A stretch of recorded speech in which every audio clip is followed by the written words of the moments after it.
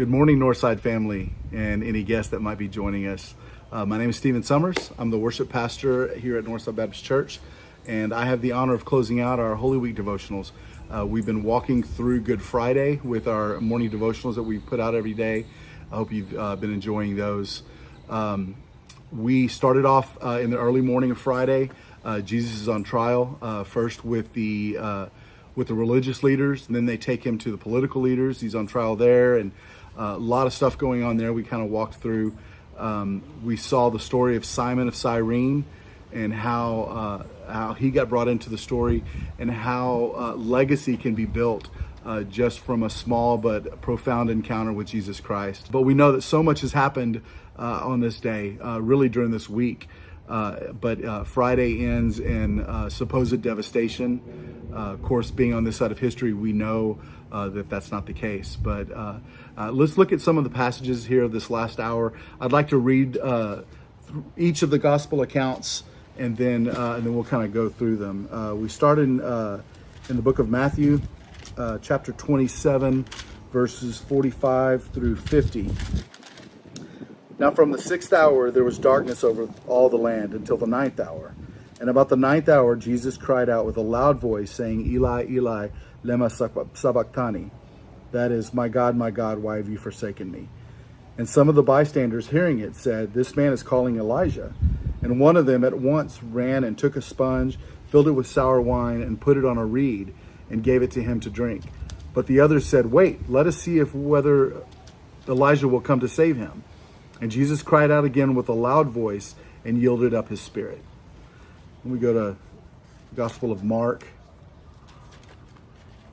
and chapter 15.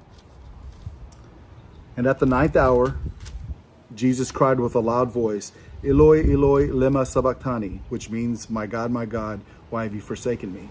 And some of the bystanders hearing it, behold, he is calling Elijah, said, Behold, he is calling Elijah. And someone ran and filled a sponge with sour wine, put it on a reed, and gave it to him to drink, saying, Wait, let us see whether Elijah will come and take him down.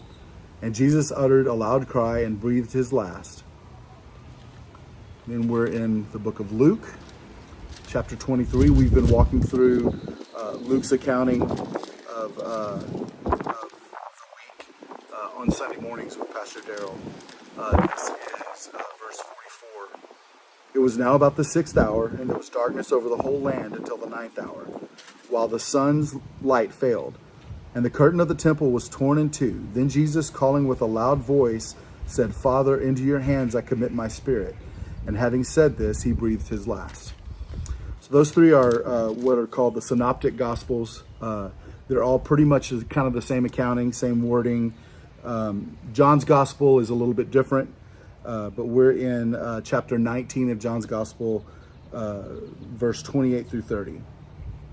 After this, Jesus, knowing that all was now finished, said, to fulfill the scripture, I thirst. A jar of sour wine stood there, so they put a sponge full of sour wine on a hyssop branch and held it to his mouth. When Jesus had received the sour wine, he said, It is finished. And he bowed his head and gave up his spirit. So we've seen through all the devotionals this week that Jesus said a few things while he was on the cross. We know there are actually 7 things that Jesus said from the cross. 1, Father, forgive them, for they know not what they do. That's accounted in the Gospel of Luke. The second one, truly I say to you, today you will be with me in paradise, when he's talking to the thief on the cross with him there. That's also in Luke. And then in John's Gospel, he recounts the story of Jesus talking to the disciple that we think is John, and to his mother. And he says to Mary, his mother, Woman, behold your son. And then he looks at John and says, Behold your mother. The fourth one is he says, I thirst. We just read that in the Gospel of John. Then we've got my God, why have you forsaken me? We see that in Matthew and in Mark. We also see in the Gospel of John, he says, It is finished. And then the last one, Father, into your hands I commit my spirit. So it's 3:00. We're at the end of the recorded time of Jesus on the cross, and we see the last few things that Jesus says. My God, why have you forsaken me? It is finished. And Father, into your hands I commit my spirit. So the first one, Eli, Eli, lema sabachthani. That's Aramaic. Jesus spoke in Aramaic, and that's where we get the translation, my God, why have you forsaken me? Let's go back just a bit. So it's noon. Jesus has been on the cross for about 3 hours now, already experiencing so much suffering and pain and abuse. He felt betrayed by his friends and those closest to him. But the noon comes and his torture becomes so much worse because that's when the Father turns his back on his own Son. And Jesus feels that. God, the Father, was essentially saying, I don't know you, to his Son. And it was at this point that Jesus really felt abandoned. And he really started to bear hell. Hell is separation from God. And that's what Jesus started feeling there. Pastor Darrell talked about this 3 hours of darkness last week in his sermon on Sunday, where creation itself mourned what I went through a couple of commentaries, and Stuart Weber calls this time Jesus' spiritual death. Again, his separation from the Father. And I never really thought of it that way. We are spiritually dead because of our sin, spiritually separated from God. Even before we experience physical death, we have spiritual death. The human Jesus was one with God up to that point because he did not have sin. So he could have a spiritual relationship with the Father. But at that point when he bared our sin, not his own, but ours, that's when he became spiritually separated from God. We also know from previous devotions about the link to Psalm 22, a psalm of lament that Jesus was quoting by saying, my God, why have you forsaken me? He knew Scripture and he knew the Psalms. That was what they used to worship. So he was very familiar with that and knew the story of David's own crying out to God in his despair.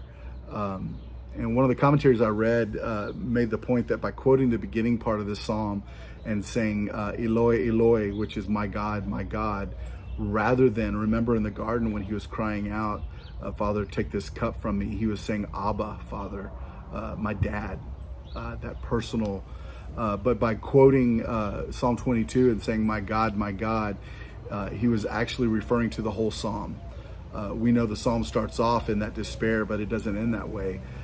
So it's possible that by quoting this verse, Jesus was trusting that God, who had turned from him and he was feeling this despair right now, like David did, would actually intervene and vindicate him, just as he did David.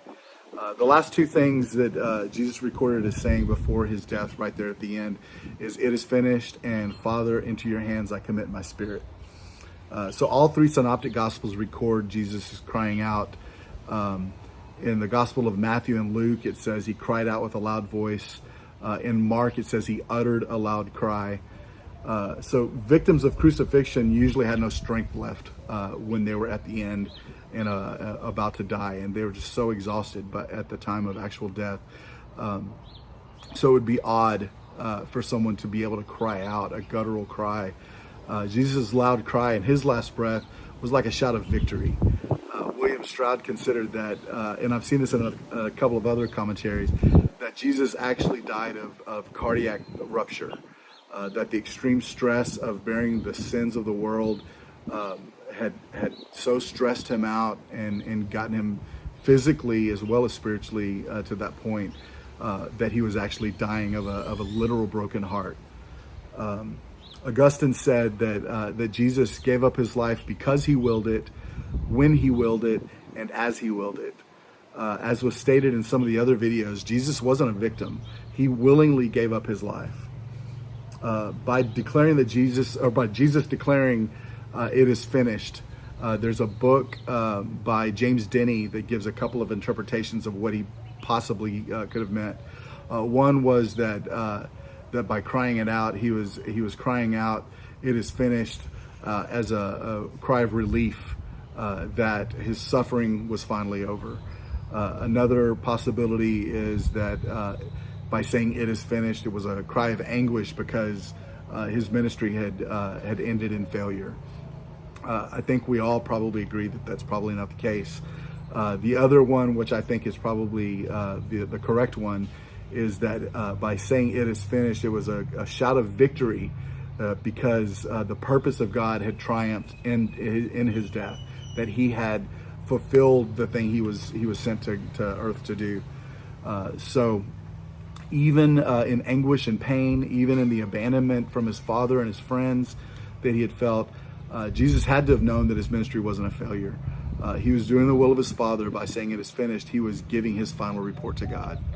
So as we move on later this morning to Easter Sunday and celebrate the resurrection, I've really enjoyed reflecting on the entire week this week.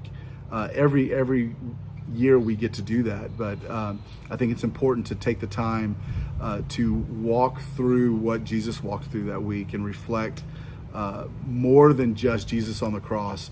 Reflect on his life, reflect on the last week of his life and how much he loved us, and how much more than loved us, he loved God and was willing to do the will of his Father, to bring glory to his Father. So I hope to see you all in a few hours at Easter Sunday, and I hope you have a fantastic rest of the weekend.